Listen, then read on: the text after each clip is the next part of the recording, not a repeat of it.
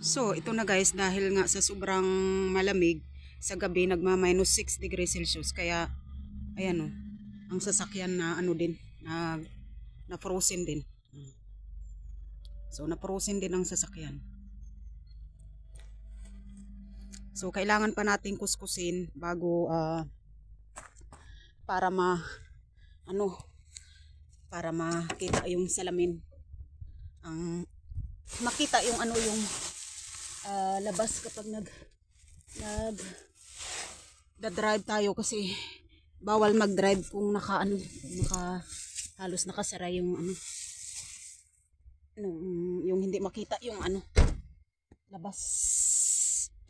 So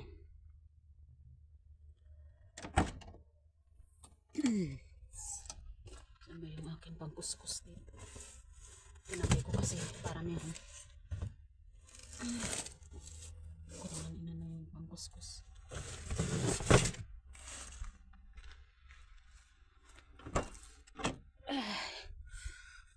Uy, ito pala yung pangkuskus na. Dami ko kasing dala. Dahil ito, halimbawa itong tubig namin, nilalagyan ko ng tubig ito sa sa gripo. Kasi yung gripo namin dito, hindi nawasa kumbaga sa atin sa Pilipinas. Ito deep well, kaya hindi namin pwedeng inumin kasi. So ito ang ating pangkuskus. Guys, saan? Yan, kuskusin natin. Kita ninyo. Yan. Kasi yan oh. Ice. Yan ang ice. So at least ayan, malinaw na siya, tingnan oh. Kapag kinuskos, malinaw na pag nasa loob tayo, makikita na natin ang kalsada. So, kaya dito talaga hindi pwedeng susuko ka sa buhay, kasi wala na nga tayong kaibigan na katabi natin at wala rin kamag-anak natin, siyempre nasa Pilipinas. So dito sa abroad, pag nandito kayo, dapat matibay kayo, hindi kayo wag susuko agad, kasi kapag sumuko tayo, sayang ang oras, dahil galing na nga tayo sa Pilipinas, tapos kung dito tayo sa abroad, arte-arte pa tayo, tapos uuwi tayo, sayang ang oras. Kumbaga nag-effort, kasi sobrang pagod na ginawa mo, nangutang ka para maka-abroad, kasi yun ang gusto natin, makaipon at kahit pa paano mapaganda yung buhay. So ayan, di ba? Grabe, pati yung kamay ko. So ayan, at least ayan kinaiba guys. At least nakita natin ang kinaiba. Ayan, malinaw yung isa ito pa.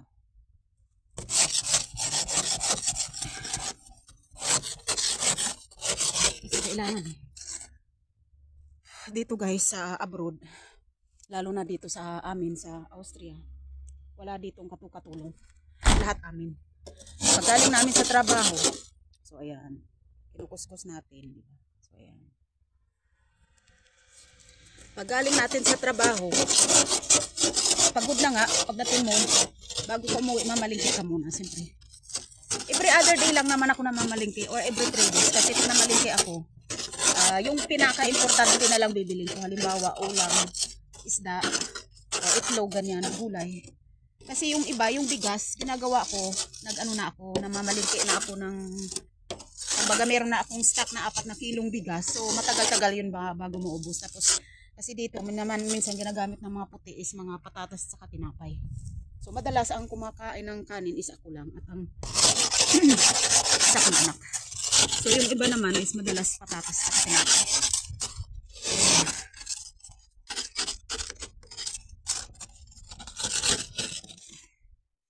So, ayan ang kinaiba. Oh. Clear. Tapos yung isa naman is malabo. Kasi nga, parang smoky, diba? Parang smoky ang kasi nga na frozen ng magdamag. So, medyo malambot na yung snow, kasi nga medyo nagpa-plus na tayo ngayon, 4 degrees Celsius. Kasi sa gabi, minus 7 to minus 6 degrees Celsius. Mga ganun. So, at saka yan ang grapes na walang dahon. At saka yan yung apple tree. ng kapitbahay. Walang dahon din kasi ayun. So medyo maambon-ambon ang panahon ngayon guys, at walang, ayan ang cherry tree. So lahat the leaves are already already frozen because of the weather. Kasi gano'n naman talaga. Sa ganitong panahon talaga is walang mga dahon ng mga kahoy sa Europe dahil nga siyempre lahat yun naka-frozen. So, late na ako kay Lola. Punta ako kay Lola ngayon. Tutulong ako kay Lola para kasi yung trabaho ko day off ko ngayon. So, tutulong ako sa matanda para makaano tayo ng konting sideline. Makadagdag pang ano natin, pamasahe. Kasi ang mahal ng gasolina. Mahal. So, ay, yun sa harap pa guys, nakalimutan ko yung pinaka-importante. Kasi yan yan kinuskus natin. So, clear na siya. So, ito yung sa harap, yan ang hindi ko na kuskus. So, yan. Yan ang clear na siya. Oh.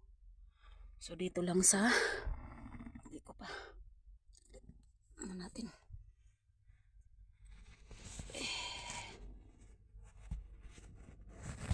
So, kuskusin muna natin guys. Kasi hindi pwede tayo mag-ano.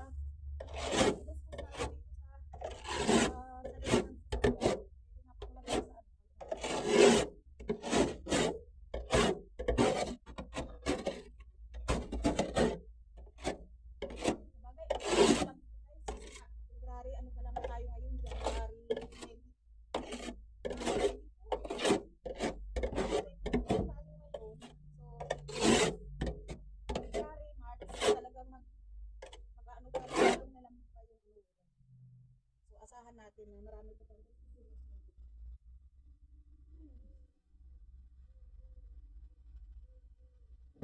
hindi pa ako nakakaalis ng bahay, pagod na ako dahil kanina naglinis pa ako bago ko umalis. Tapos ngayon nagustos pa ng snow bago ka umalis puntang trabaho, pagod na.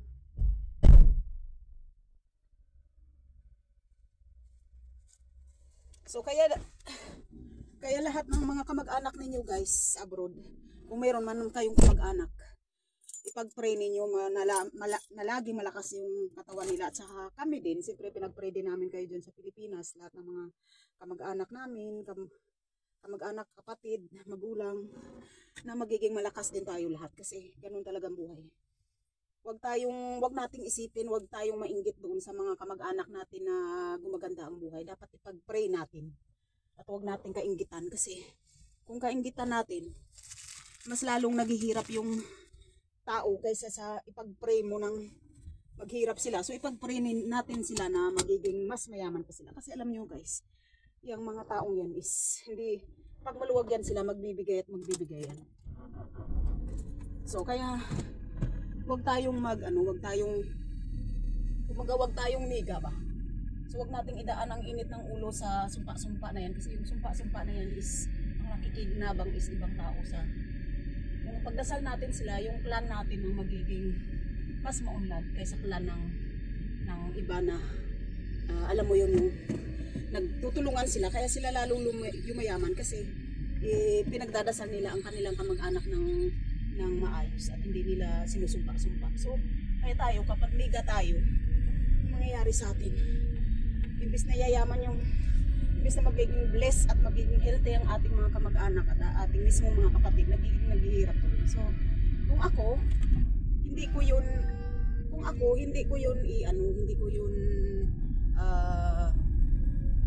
hindi ako magagalit sa kamag-anak ko kahit anong galit ko or anong tampo.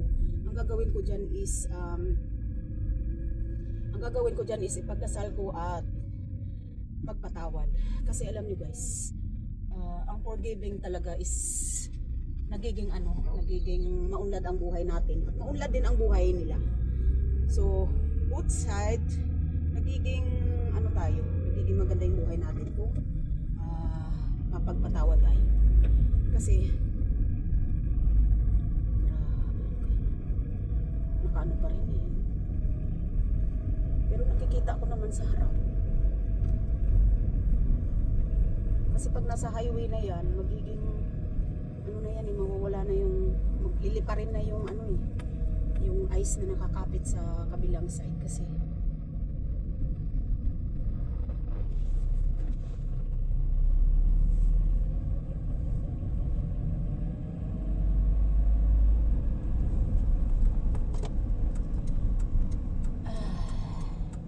So meron pa kaming mga February, meron pa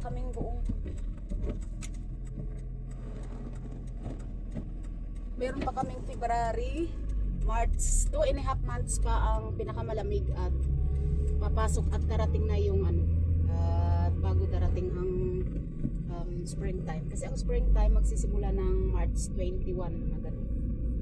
So mga 2 buwan at kalahati pa yung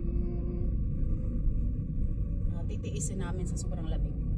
Kasi sa labas talaga is between nagma-minus degree Celsius outside temperature. Tapos lalo na sa gabi, syempre mas lalong malamig sa gabi.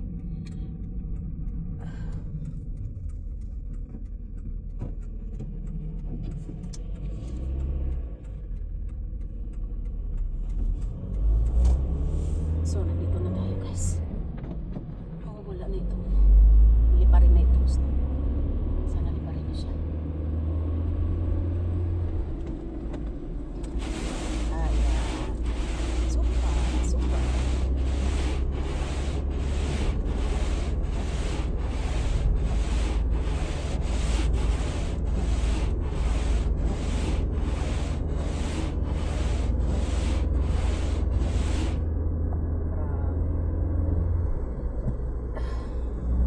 Ganun ang tulog guys kasi nga sobrang meron pang natirang ice dun sa kabila, hindi ko kinuskus lahat kasi matutunaw naman yan habang nagdadrive tayo kasi sobrang malakas ang sinasalubong natin ng hangin, so natutunaw naman yung ice. Basta yung importante lang yung nakikita natin yung pinaka kalsada kapag tayo nagdadrive kasi para hindi tayo mapinalty kasi kapag nakita yan ng pulis na parang hindi mo makita yung labas habang nagdadrive ka, mayroong penalty. So kailangan talaga na grabe naman. Sunod-sunod naman yung sasakyan.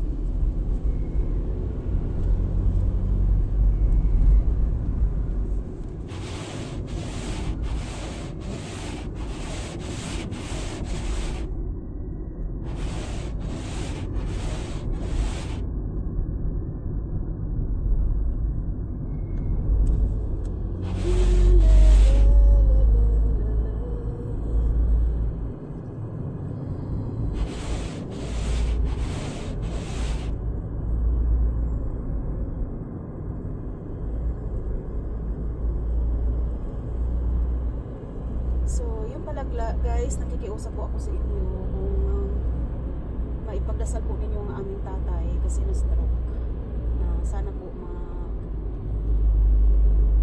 sa lalong madaling panahon bumalik siya sa kanyang lakas at unti-unti siyang maglalakad kasi mula January 2 nakahiga na lang siya guys. So sana po tulungan nyo kaming ipagdasal gumaling po siya sa lalong madaling panahon kasi 80 plus na rin ang edad, so unti-unti sana bumalik ang kanyang kalusugan. Kaya kailangan po namin guys ang inyong dasal. Sana po meron po maisingit po natin guys sa inyong kunting minuto na maipagdasal ang aming tatay para po gumaling sa kanya pagka-stroke. Grabe guys, tambak kami ngayon sa hiram dito, hiram doon kasi lahat naman kaming magkakapatid is puro workers, so hindi naman kami, wala naman kaming degree holder na ang sahod is kagaya ng iba na malalaki. So grabe,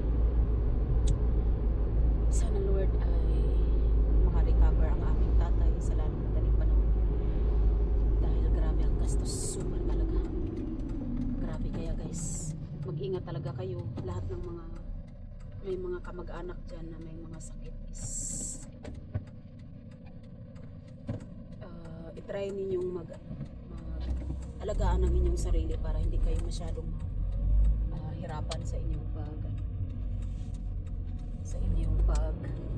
pagaling, kasi pag hindi ninyo guys tinulungan yung sarili ninyo, sobrang malaking pera yan. Kasi alam nyo, ang gamot kasi hindi naman lahat nadadala sa gamot. Kailangan talaga yung dedikasyon sa sariling isip natin na gumaling tayo, at siyempre uminom ng maraming tubig at kumain ng maraming gulay at prutas at isda. So nakakatulong talaga yan at magiging malakas ang ating pagtulong. So